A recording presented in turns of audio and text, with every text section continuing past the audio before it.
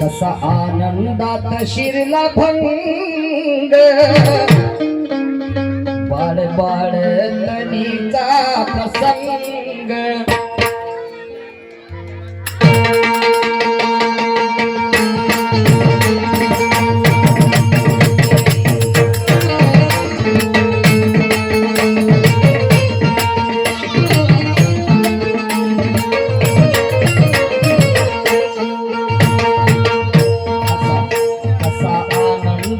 शिरला भंग बाळ बाळ तनीचा प्रसंग असा आनंदात शिरला भंग बाळ बाळ तनीचा प्रसंग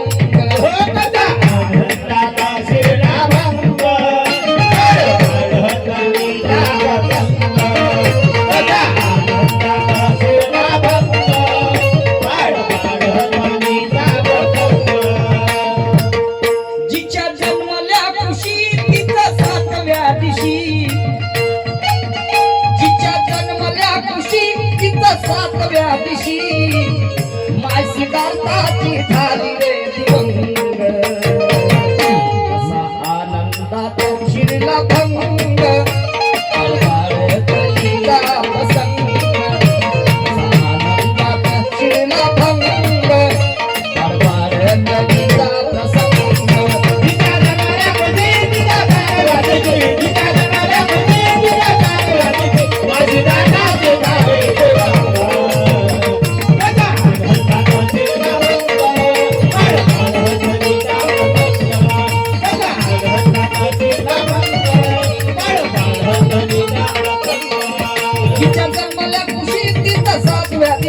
तिच्या जन्माल्या खुशी तिथं सातव्या दिवशी माय सिद्धार्थाची झाली दिवंग असा आनंदात शिरला भंग बाळ तनीचा प्रसंग कसा आनंदात शिरला भंग बाळ तनीचा प्रसंग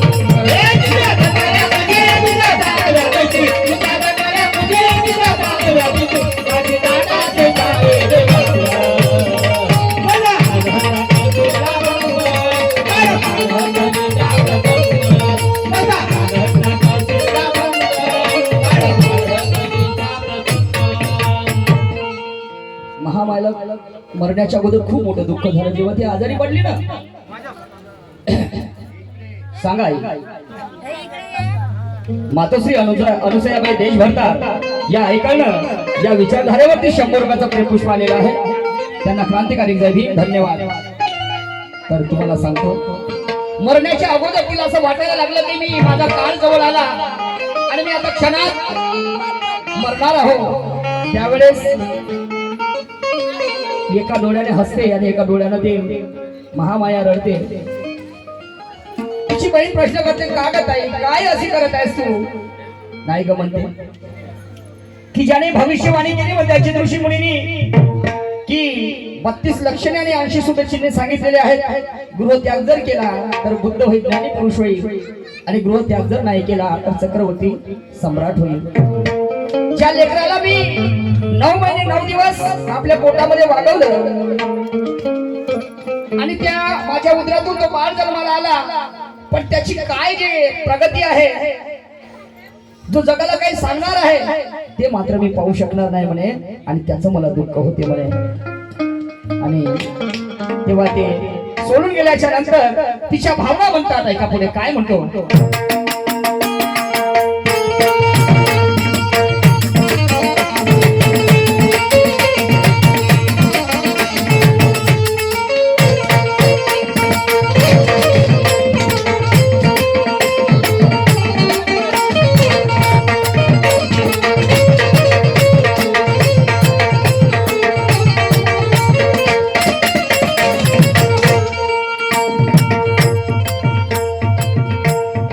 कल्याण साधने जगाते ज्ञान कल्याण साधने जगाते मातृत्व बालपणी हरल त्याचे कल्याण साधने जगाते कल्याण साधने जगाते मातृत्व बालपणी हरल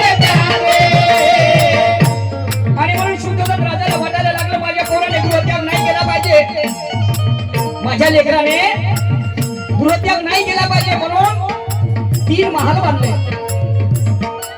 साहेब देवी 3 महाल बांधले. 3 ऋतू असतात, पावसाळा, हिवाळा आणि उन्हाळा. पावसाळ्यामध्ये माझ्या लेकराला पाणी लागू नये जास्त, आणि हिवाळ्यामध्ये जास्त थंडी लागू नये, उन्हाळ्यामध्ये जास्त ऊन लागू नये. 5 मजली, 7 मजली आणि 9 मजली असे 3 महाल बांधले. तरी बुद्धाने गृहत्याग केला. सिद्धार्थाने कशासाठी?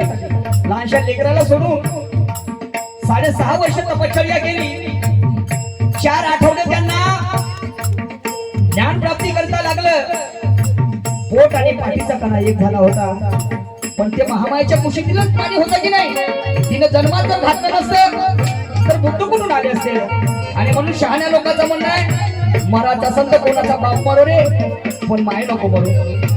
मराठा असेल कोणाचा बाप मरो, पण माय नको मरू. आणि तोच प्रसंग या ठिकाणी आहे बंधूंनो. राज पोरगा हा लहान होता, त्याची आई दिवंग झाली. त्याला आईचं प्रेम मिळालं नाही. मिळालं काय? नाही. त्याची आई राहिली असती, त्याच्या पाठीवर हात फिरवती. बाळा कसा आहेस मग तू? भूक लागली का मा? शाळेत गेलता का मा? काही बनवून देऊ का मा? तुझ्या आवडीची वस्तू म्हणते की नाही त्याची आई असती तर. आणि म्हणून आई सारखी ममता जगाच्या पाठीवरती नाही. ज्याने कल्याण साधले जगा, मातृत्व बालपणी हरल त्याचे. कल्याण साधले जगाचे, मातृत्व बालपणी हरल त्याचे. काही नसताना कमी राहून आश्रमी, काही नसताना कमी राहून आश्रमी. शोधला मार्ग सुख हिताचा सर्वांग, कसा आनंदात शिरला भंग.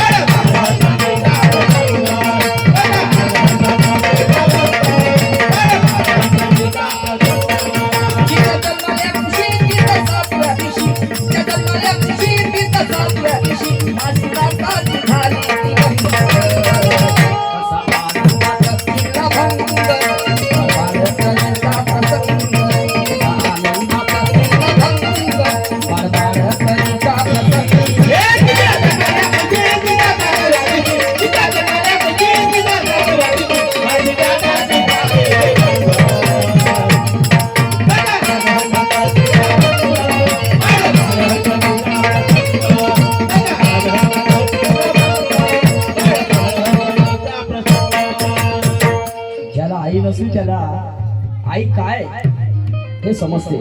ज्याला बाप नसलं त्याला समजते बाप म्हणजे काय वस्तुस्थिती आहे. समजलं की नाही? आमची मोठी ताई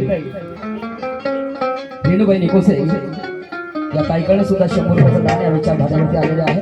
आणि म्हणून एकदा उगवलेलं फुल पुन्हा कधी उगवत नाही. एकदा उगवलेलं फुल पुन्हा कधी उगवत नाही. आणि एकदा मिळालेला जन्म मनुष्याला परत पुन्हा कधी मिळत नाही.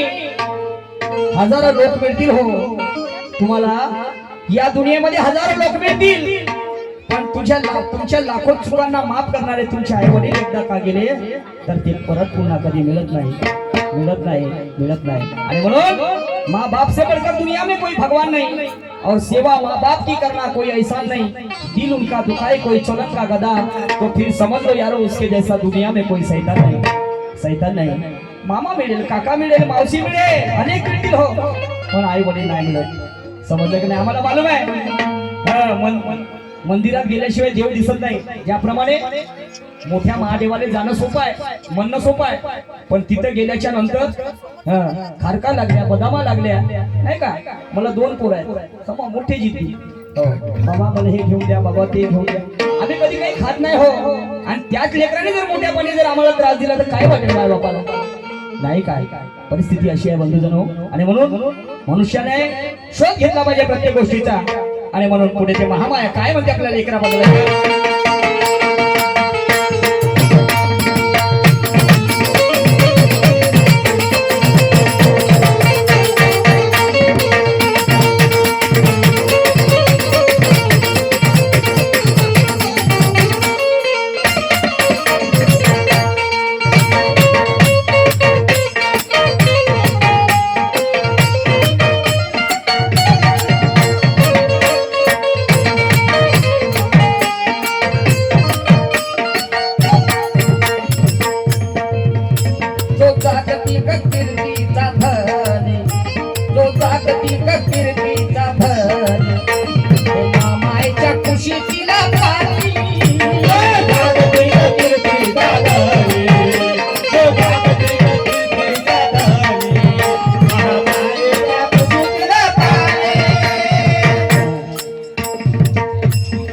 स्वार्थाची जर आई राहिली असती ते स्वतःला धन्य मानते का वा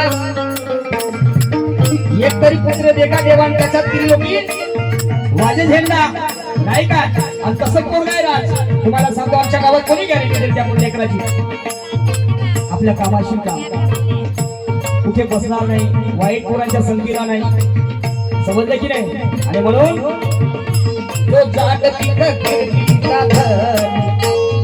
मामाच्या कुशीतीला पाणी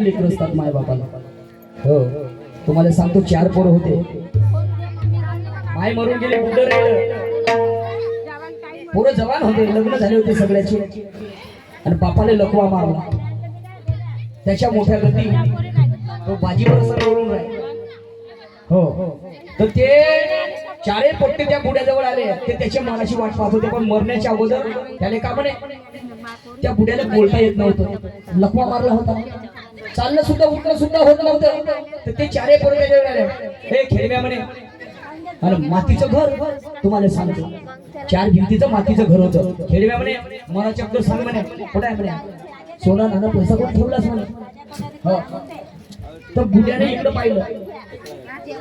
पाहिलं तर त्या 4 पोट्याले काय वाटलं हा सला म्हणे बुड्यानं सोना गिना येते ठेवला असं म्हणे या भिंतीच्या खाली म्हणे पैसा गिना मोठं हुशार होतं म्हणे एक रुपया खर्च होता का टिकास पावलं घेतलं तिला सुरुवात खोदाले तेही काही त्याला भेटलं पैसा पाणी सोना नाना भेटला नाही पुन्हा ते पोरं खेळण्याजवळ गेले ए खेळण्या म्हणते सांग ना सांग बरोबर सांग म्हणते खरं तर तुम्हाला सांगतो बुड्याने इकडं पाहिलं बुड्यानं इकडं पाहिलं 4 पोट्ट गद गद धावत गेले आणि तिकडची भिंत पाडली सबलीनं म्हणे बुड आता तुला खेळण्या म्हणे तुझे आता जानशी मारतो म्हणे बरोबर सांग म्हणे सोनं काही सोनं नाना पैसा आणला तेही भेटलं नाही पुन्हा 4 पोट्टे त्याच्या जवळ गेले म्हणे आता काय म्हणे खेळण्या बरोबर सांग बुड्यानं समोर पाहिलं आता अरे भाऊ म्हणे या भिंतीच्या खाली इथे बुड्यानं ठेवलाय म्हणे पुन्हा पोरं गेले तेही भिंत पाडली खोरली पण तेही पैसा काही भेटला नाही मग पुन्हा त्याचा रागाचा पारा भडकत गेला एका पोराने घेतलं पकडले 2 पाय दुसऱ्याने पकडलं त्याचं मुंडकर नटी पिचलं तिसरं पोर थांब म्हणते आता शेवट विचार म्हणते नाही जर दिसलं म्हणते हा तर याला येतीच खतम करून टाकायचं म्हणजे येतीच गालाचं म्हणते तर तुम्हाला खेळण्यामध्ये आता सांग म्हणते शेवटचा चान्स म्हणते खेळण्याने इकडं पाहिलं मागच्या दिशेने हा म्हणते आता समजलं म्हणते ते 4 पोरं गेले ना मागची भीत पाडली ना का तुम्हाला सांगतो त्या पुरेचं घर त्याच्या अंगावर खसलं आणि ज्याहून 4 पोरं त्या जमिनीमध्ये धसलं आणि बुडही मेलं अशी परिस्थिती आहे बंधूजनांनो आणि म्हणून असे लेकरं फार धर्माला कमी येतात हो समजले की नाही हा 20वा पुण्यानं बोधनाचा कार्यक्रम करणे म्हणजे साधी गोष्ट आहे का? नाही काय. आणि म्हणून बंधूजन हो, शिकण्यासारखी गोष्ट आहे. हा. शेवटचा कडवा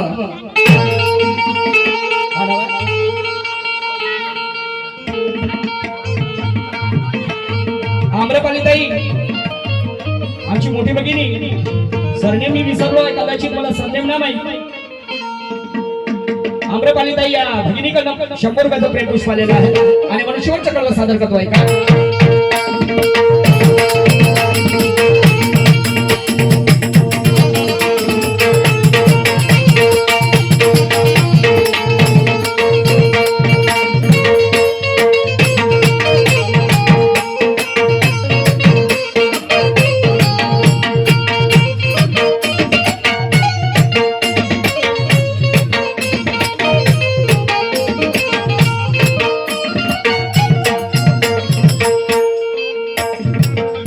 अनुलक्षणाप्रमाणे प्रतिपहार.